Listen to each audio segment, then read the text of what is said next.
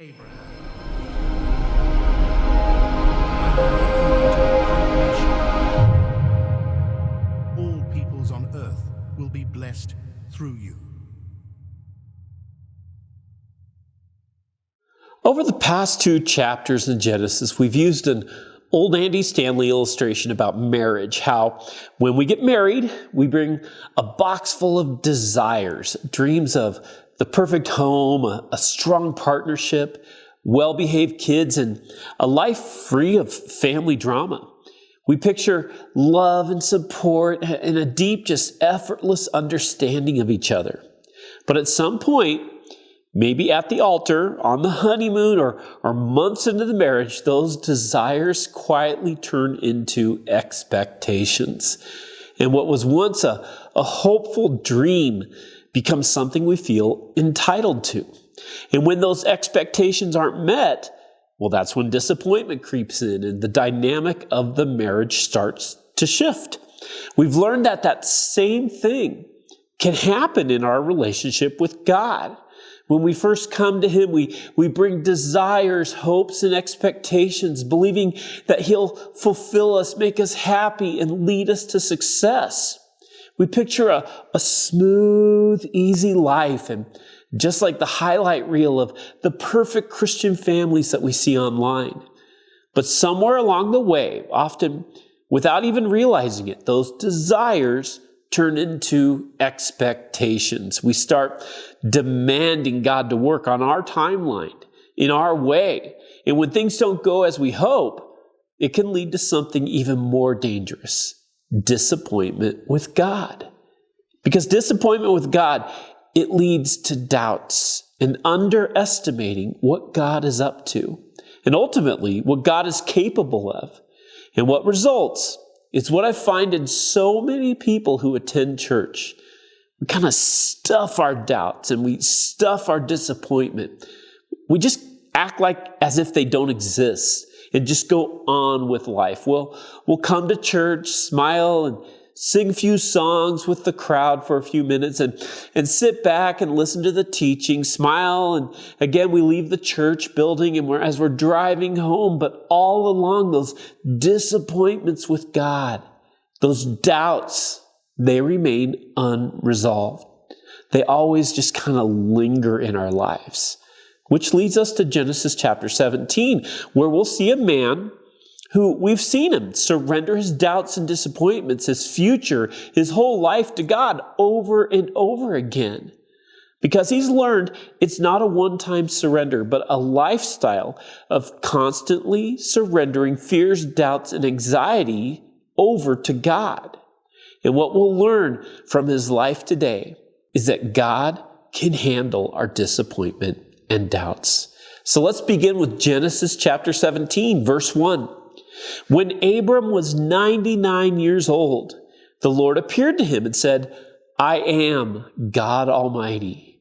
Walk before me faithfully and be blameless. Then I will make my covenant between me and you and will greatly increase your numbers." He's 99 years old, which means it's been 13 years since he tried to force God's promise through Hagar in the last chapter. 13 years? That's a long time for anybody, but it's especially a long time for somebody in their 90s. He has a perfectly good son, Ishmael, who's now 13 years old. But there's one huge problem. Ishmael is a result of man's efforts, not God's power.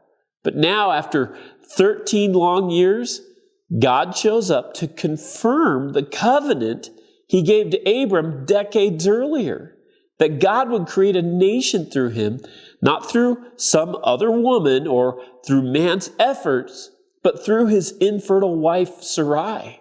And God's power showing Abram that God can handle his disappointment and his doubts. Verse 3, Abram fell face down. So even though Abram's lived all these years with disappointment and growing doubts in God's ability, he still falls face down before the Lord, still in awe and wonder of God's presence, even if he is at this point underestimating what God is capable of. Abram fell face down. And God said to him, "As for me, this is my covenant with you. You will be the father of many nations. No longer will you be called Abram. Your name will be Abraham, for I have made you a father of many nations." Notice, not just one nation, but many nations. In the ancient Middle East, the names of people took on deep significance. And that's hard for us to relate to in many ways, because in the United States, we tend to name children based upon current trends or what name sounds good, or whether or not our kid's name will get them beat up in middle school. But in ancient times, they tended to name children based upon significant meaning or the circumstances surrounding their birth. For example, Jabez, when he was born, his mom must have had some kind of labor, because she named him because she bore him in pain. And the Hebrew word Jabez has to do with pain and sorrow. But God names people differently than either we do or the ancient people did. He doesn't name according to current circumstances or what sounds good. God names people, or specifically renames people, changing names to establish a new identity or to declare the transformation he's accomplishing in lives. Most famously, Jesus changed Simon's name from Simon, which is God has heard, to Peter, which means rock, because he would be the first rock in the building of the church. It was a new identity for Peter. Same thing here in Genesis. Here, God changes Abram's name from Abram, which means high father, to Abraham, which means father of a multitude. It was a new identity for Abraham. God was declaring the transformation he was accomplishing in Abraham's life. God was saying, for 99 years, you've been called high father, but you have no legitimate children through your wife. But now, you have a new name. It's father of a multitude. In Hebrew, Abraham. God doesn't just handle our disappointment and doubts. He gives us a new identity flowing from who he is, in direct contrast to our fears. Verse 6, "I will make you very fruitful. I will make nations of you, and kings will come from you." Abraham, this isn't up to you. I will do it. You don't have to fill in the gaps or try to force it to happen like you did with Hagar. When I do it, the results will be miraculous. In fact, kings will descend from you. I will establish my covenant as an everlasting covenant between me and you and your descendants after you for the generations to come, to be your God and the God of your descendants after you.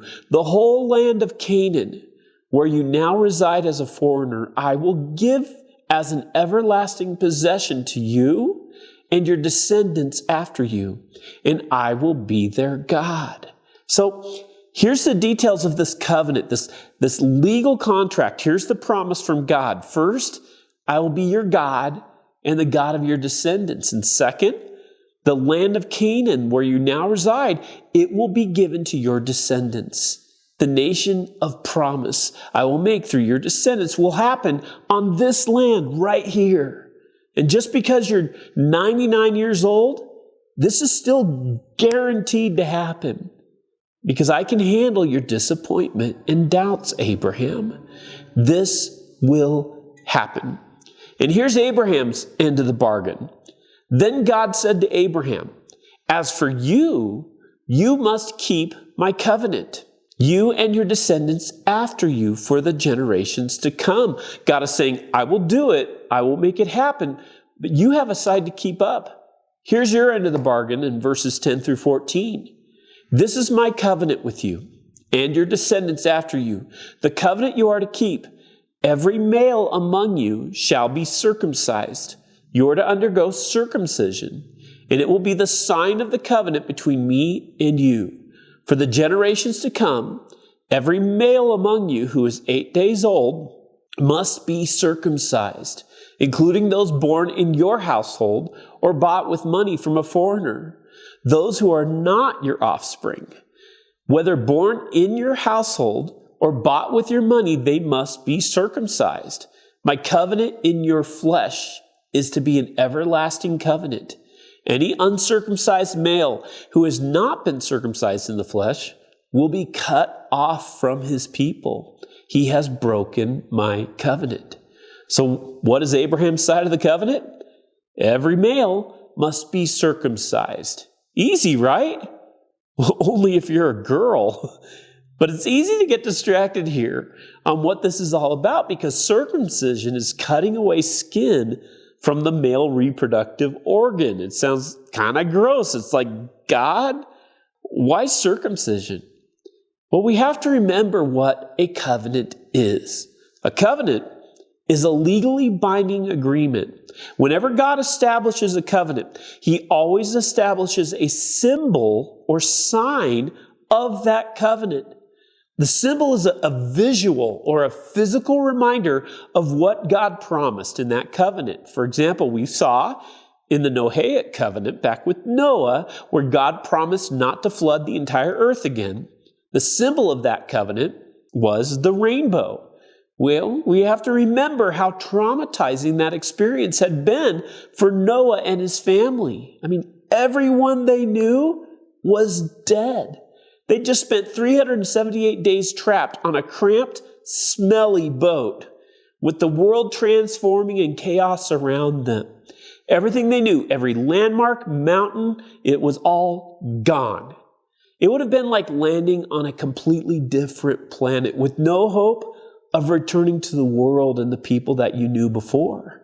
So, every time you saw the clouds building or heard the sound of thunder, it would remind you of the most traumatic event in your lifetime.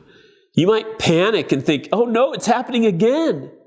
But when you look up to the clouds, you see the rainbow reminding you of God's promise not to flood the entire earth again. So do you see God's wisdom here? Do you see what he did? Every time they were reminded of pain, they'd be reminded of God's faithfulness. In the New Covenant, in the New Testament, there's a physical symbol. Check out 1 Corinthians chapter 11. In the same way, after supper, he took the cup, saying, "This cup is the new covenant in my blood. Do this whenever you drink it in remembrance of me." The cup of wine or juice, when we take communion, is a symbol to help us remember the new covenant of Jesus' blood. So every time we take it, we're reminded of the cross, the death, the sacrifice that paid for our sins once and for all. Well, with the Abrahamic covenant, what's the symbol? The visual reminder of God's promise? Cutting skin off the male reproductive organ. One of the primary purposes of that organ is to create babies. So for 99 years of Abraham's life, that organ looked a certain way, but now it looked completely different as a constant reminder. Not to get too gross here, but every time he went to the bathroom, he'd be reminded of God's promise. More importantly, every time he attempted to impregnate his wife, both he and she would be reminded of God's promise.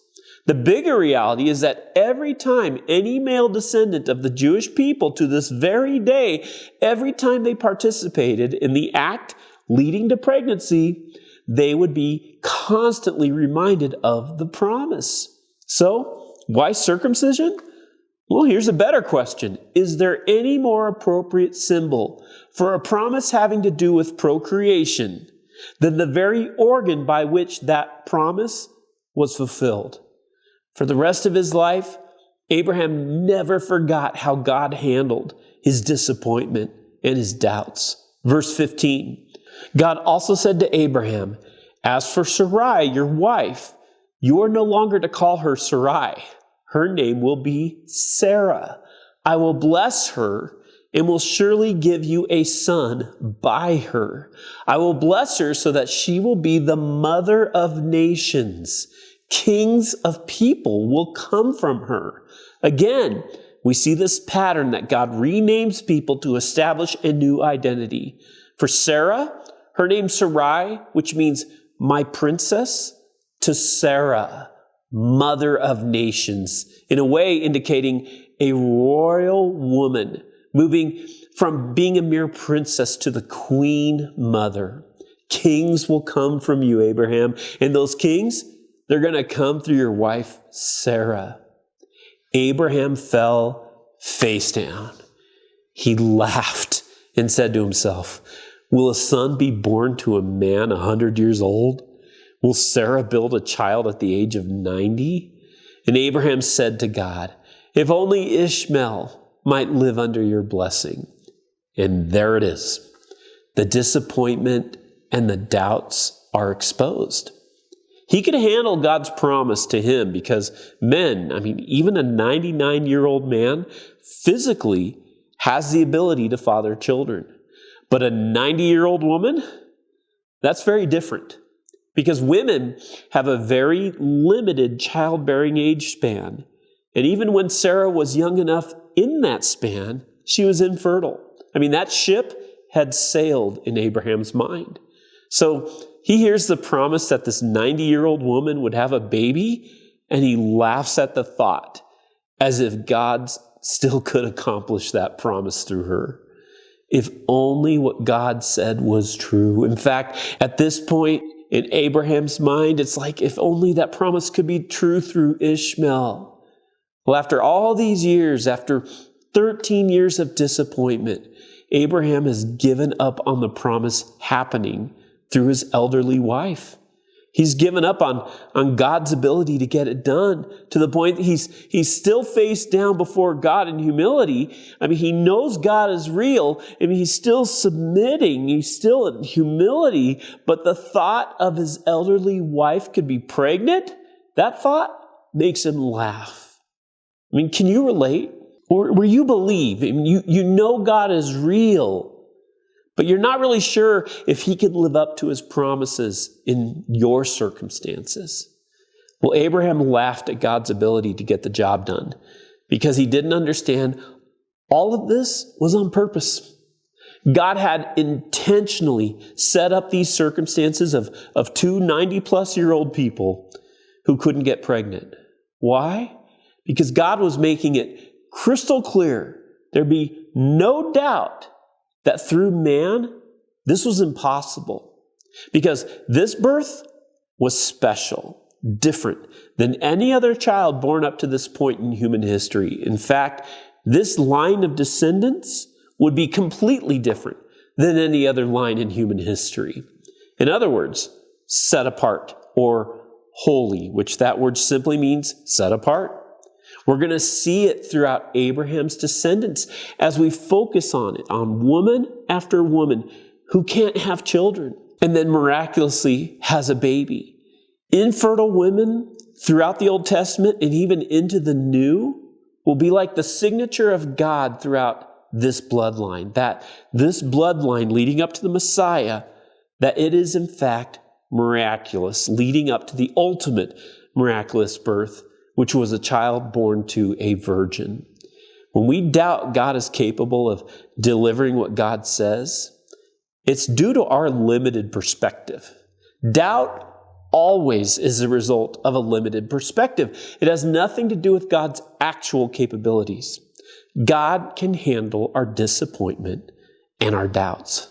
Verse 19, then God said, yes, but your wife Sarah will bear you a son, and you will call him Isaac.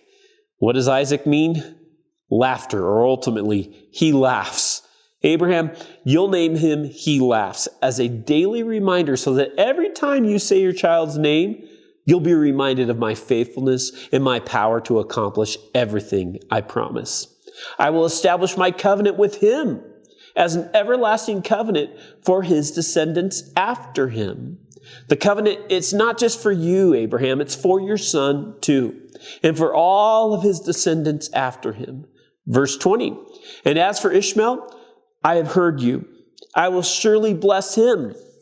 I will make him fruitful and will greatly increase his numbers. He will be the father of 12 rulers, and I will make him into a great nation.